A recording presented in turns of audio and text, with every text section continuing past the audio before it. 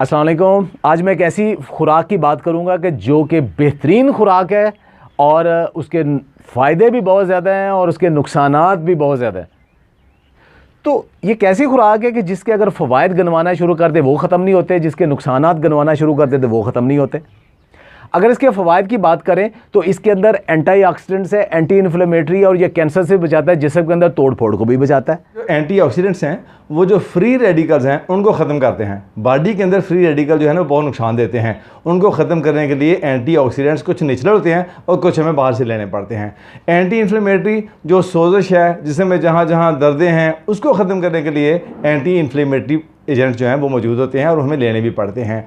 और anti cancer जो cancer के ख़िलाफ़ काम कर रहे होते हैं उन कंपाउंड को हम एंटी कैंसर कंपाउंड कहते हैं। ये इसके अंदर कैफीन मौजूद है जो कि आपके जिस्म को चुस्त अलर्ट करता है, दिमाग को एक्टिव करता है, आपका काम करने को दिल करता है। जी, जो कैफ़ीन है ये एक स्टिमुलेंट है। ये वेट लॉस भी करेगी, ये बॉडी को चुस्त भी करेगी और जो हमारे जिस्म की दर्दें हैं वो भी कम करेगी और हमें मूवमेंट्स में ये बड़ी फैसिलिटेट करेगी। ओबेसिटी को भी ये कम करेगी, मोटापा इससे कम हो जाएगा। लेकिन इसी खुराक को अगर आप गलत तरीके से गलत टाइम पे बार बार या ज़्यादा इस्तेमाल करेंगे तो ये नुकसानदेह हो जाएगी। मैं इसको जहर नहीं कहूँगा लेकिन ये मुज़र सेहत हो जाएगी। मुज़र सेहत कैसे हो जाती है? पहले तो ये क्या है? क्या अहमद आपने ये खुराक पहचान ली? डॉक्टर साहब असी पहचान गए जनाब। ओदे अगे बह के पीती चाह मुक्की पर चस ना जावे और एडा छोटा कप दे दिता चाह दे अंदर रस ना जावे। जी हाँ, ये चाय है। चाय जो हमारा कौमी मशरूब है, हमारा लजीज तरीन मशरूब है, हमारा सबका फेवरेट मशरूब है। बुनियादी तौर पे ये एक पौधा है जिसका नाम बोटेनिकल नेम कैमोलिना साइनेंसिस है। ये उसकी पत्तियाँ ग्रीन टी होती हैं। ये ग्रीन टी है।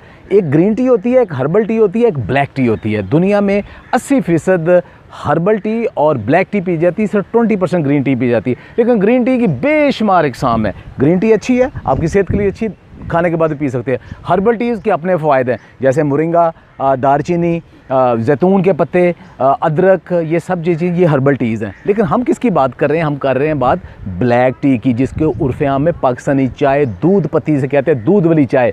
ये कैमोलिना साइनेंसिस को फर्मेंट किया जाता है, उसको एसिडिक बना दिया जाता है, जो बहुत सारी उसकी कंपोजिशन चेंज हो जाती है। फिर भी उसमें फ़ायदे हैं, नुकसानात भी हैं। तो जब उसमें दूध के अंदर बनाई जाती है तो वो चाय बनती है जिसके मतलब हम कहते हैं उस चाय को चाय में डाल दो जिस चाय में चाय नहीं। और फिर हम कहते हैं कि वो चाय के क्या खसूसियात होनी चाहिए? लबरेज़ के प्याला भरा हुआ हो, लबसोज़ इतनी गर्म कि होंठ जल जाएं, और लबदोज़ इतनी मीठी कि होंठ मीठे से चिपक जाएं। अच्छा, अब चाय के नुकसानात मैं जो कह रहा हूँ कि ये इतने नुकसानात है कि दुनिया की सबसे बुरी हम खुराक करार दे सकते हैं, वो ये है कि इसको जब गलत तरीके से गलत टाइम पे इस्तेमाल करते हैं।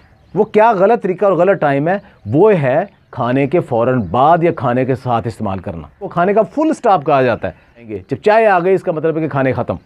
लेकिन उसका नुकसान क्या है? चाय के अंदर ऐसे कंपाउंड हैं कि जो कि प्रोटीन को, मिनरल्स को, विटामिन्स को बाउंड कर देते हैं। अब सबसे बेहतरीन चीज़ किसी खुराक के अंदर प्रोटीन, मिनरल्स और विटामिन ही तो हैं। जो है ना टैनिन्स, ये बॉडी से कैल्शियम को चिलेट कर लेती है, निकालती है, ख़त्म करती है और प्रोटीन की हार्डनिंग का सबब बनती है। जो प्रोटीन अवेलेबल नहीं रहेगी बॉडी के लिए, अगर हम इसका इस्तेमाल करेंगे फ़ौरन खाने के बाद तो ये प्रोटीन अवेलेबिलिटी को ख़त्म कर देगी।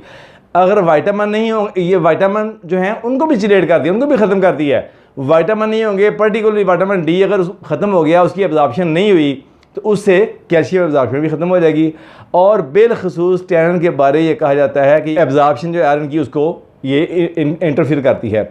आयरन जो है ये अवेलेबल नहीं होगा तो एनीमिया क्या हो जाएगा? एनीमिया से मसल फटीग, चलने फिरने में कमज़ोरी, काम करने में सुस्ती, नकाहत, और अगर ये एनीमिया परसिस्ट कर जाए, कंटिन्यूस चलता रहे तो ये इस्कीमिक हार्ट डिजीज़ करता है। इस्कीमिक हार्ट डिजीज़ कहते हैं कि हार्ट के मसल कमज़ोर होते हैं, ऑक्सीजन अवेलेबिलिटी नहीं होती और इससे ब्लड प्रेशर, और पर्टिकुलरली 40 साल की उम्र के बाद जब हम चाय का इस्तेमाल ज़्यादा करते हैं और उस वक्त ये इस्कीमिक हार्ट डिजीज़ भी अगर काज हो जाएगी तो ये कार्डियोवैस्कुलर डिसऑर्डर इसमें बहुत ज़्यादा हो जाएंगे। इसके साथ साथ जो कैफ़ीन है इसके भी कई एक नुकसानात हैं जो विटामिन को और दूसरी चीज़ों को ये इंटरफेयर करती है और एब्जॉर्प्शन नहीं होने देती और जुज़वे बदन नहीं बनने देती।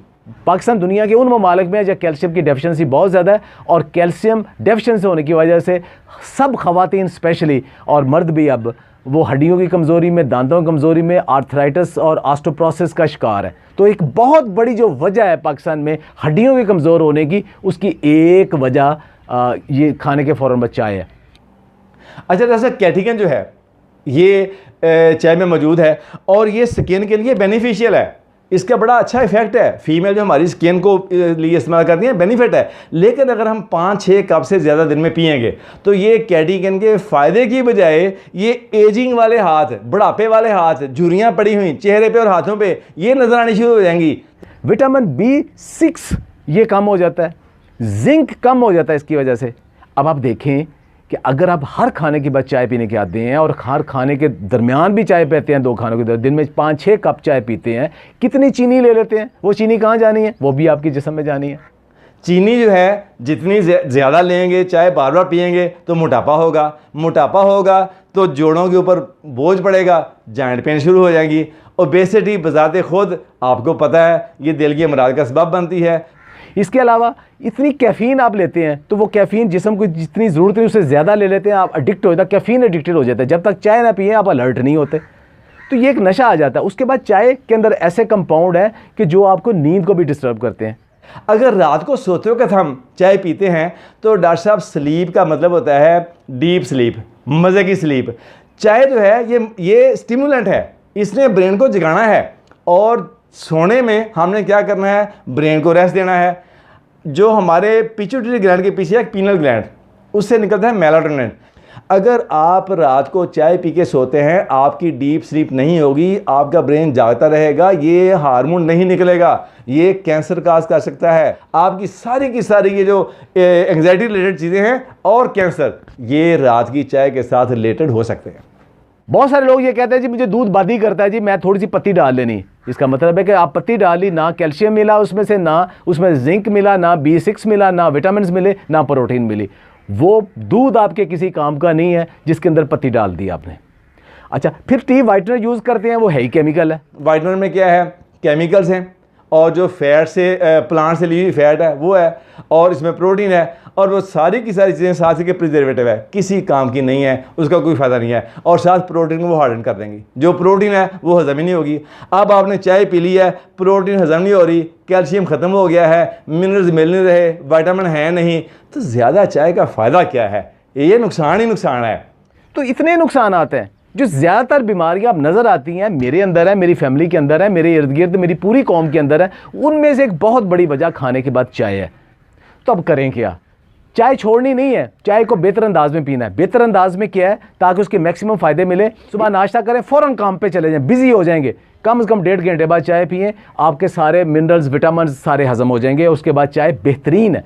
और उसके बाद जब आप शाम की चाय है वो 4 से 5 या 6 बजे के दौरान पिए, जब दोपहर वाला खाना आपका हज़म हो चुका है, वो भी एक बेहतरीन है। कि दफ्तरों में आप ग्रीन टी पे आ जाएँ। रात का खाना जो है ना उसके फ़ौरन बाद चाय जो है ना, वो चूँकि आप घर में होते हैं वो आपको बहुत तंग करता है, तो कोशिश करें कि फ़ौरन कुछ स्वीट डिश खा लें, वो बेहतर हो जाएगी। जी डॉक्टर साहब, एक चाय जो है ना ज़्यादा कड़ी हम पसंद करते हैं कि चाय जो है ना वो अच्छा उसको ना बार बार फेंटा लगा हुआ हो, ये चाय नहीं है। ये ओवर ब्रूड चाय जो है ये भी नुकसान देती है। अगर आपने ज़्यादा स्ट्रांग चाय पीनी है तो पत्ती थोड़ी ज़्यादा डाल लें, उस चाय को चाय रहने दें, उसका काढ़ा बना के केमिकल को मॉडिफाई कर करके उसके नुकसानात को ज़्यादा अपने अंदर ना लेके जाएं। चाय पिए, जब भी चाय पीने उससे पहले पानी पिएं और कुछ खा लें, क्योंकि चाय कभी कल्ली और कभी कलियाँ नहीं पी भी थी। पानी पीने से होगा कि आपकी एसिडिटी कम हो जाएगी, थोड़ा डाइल्यूट हो जाएगा। जो बेड टी है इसमें चाय के अंदर थियोफाइलिन मौजूद है, गो उसकी क्वांटिटी बहुत कम है लेकिन मौजूद है। उसका सबसे बड़ा इफेक्ट ये है कि वो डिहाइड्रेटिंग यानी पानी को निकालती है, स्टूल को हार्ड करती है। स्टूल हार्ड हो जाएगा, कॉन्स्टिपेशन हो जाएगी, कब्ज़ हो जाएगी, कब्ज़ होगी उसके साथ बवासीर का चांस हो जाएगा। आज की ये सारी बातें सुनने के बाद मैं तो दम बखुद हूँ कि वो चाय जिसका नाम सुनकर हमारा मुंह खुल जाया करता था, आज इसने हमारी आंखें खोल दी। भाई मेरी तौबा, आज के बाद मैंने सिर्फ़ 2 कप चाय पीनी है, और वो भी खाने के वक्फे के दौरान। उम्मीद है आज की ये वीडियो आपको बहुत पसंद आई होगी और